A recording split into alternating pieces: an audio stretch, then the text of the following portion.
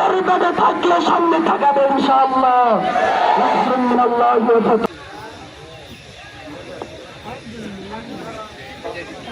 ওলামা একরামের কাছে জানতে চাইব, ওলামা পরিষদের কাছে জানতে না কেন মানুষ তাই সেই শাস্তি দেখে আমার নবীর বিরুদ্ধে যেন। সেই জন্য আমার সাথে সকলে আপনারা মিছিল ধরেন, বলেন বীর মুজাহিদে অস্ত্র ধরো, বীর মুজাহিদে অস্ত্র ধরো, বসে দেখে সাহায্য করো, মুসলমান সইবে না ইনশাআল্লাহ। সেই জন্য প্রিয় ভাইয়ের আমার, আমরা ইনশাআল্লাহ শেষ পর্যন্ত থাকবো। আলা রাসূলিহিল কারীম, আম্মা বাদ। সাদাকাল্লাহুল আযীম। সম্মানিত তৌহিদি জনতা, আমাদের প্রিয় নবী কলিজার টুকরা বিশ্বনবী মুহাম্মদ সাল্লাল্লাহু আলাইহি ওয়াসাল্লামের চরিত্র, আমাদের প্রিয় ঘর আল্লাহ তাআলার ঘর মসজিদকে নিয়ে ব্যঙ্গ করা হয়েছে। ইনশাআল্লাহ আপনাদের সামনে সংক্ষিপ্ত বক্তব্য নিয়ে আসছেন। ফাঁসি ফাঁসি ফাঁসি চাই, ফাঁসি ফাঁসি ফাঁসি চাই।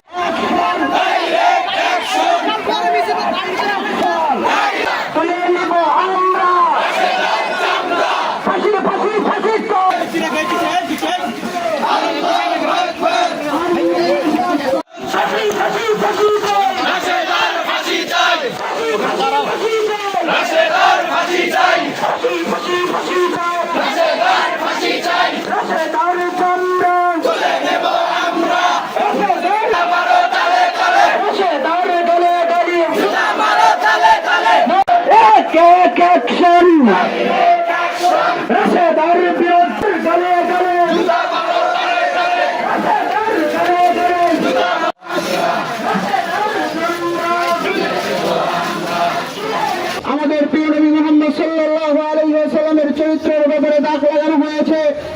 যে মহিলা এটা করেছে ওই মহিলাকে যদি প্রশাসন যদি শাস্তি দিতে যদি ব্যর্থ হয়, তাহলে আমরা এখান থেকে তৌহিদি জনতা যারা একত্রিত হয়েছি আমরা তার শাস্তি নিশ্চিত করব, ঠিক কিনা? এজন্যই আজকে আমাদের এখান থেকে মানববন্ধন শুরু হবে। আমাদের মুসলমান সমাজ, এখানে আমরা মুসলমানরা বসবাস করি, আমাদের নবীজিকে নিয়ে কটূক্তি করা হয়। যেখানে মসজিদ ঘরকে বলা হয় যে এখানে এই ঘরটা হলো শয়তানের ঘর, নাউযুবিল্লাহ বলেন। তো যে মসজিদ ঘরে আমরা সেজদা করি, মসজিদ আল্লাহ তাআলার ঘর, সেখানকে শয়তানের ঘর বলা হয়। এবং এই মসজিদে যারা নামাজ পড়ে তাদেরকে বলা হয় তারাও শয়তান, নাউযুবিল্লাহ। তো এই কথাগুলো কি মেনে নেওয়ার মতো কথা? এই কথাগুলো মেনে নেওয়ার মতো কথা না। এবং কি সেই মহিলা বলেছে যে তোমরা যে আল্লাহকে সেজদা করো, তোমরা তো জমিকে সেজদা করো, জমিনে সেজদা করো, তো জমিনে তো আল্লাহ থাকে না। কত বড় কথা বলেছে দেখছেন।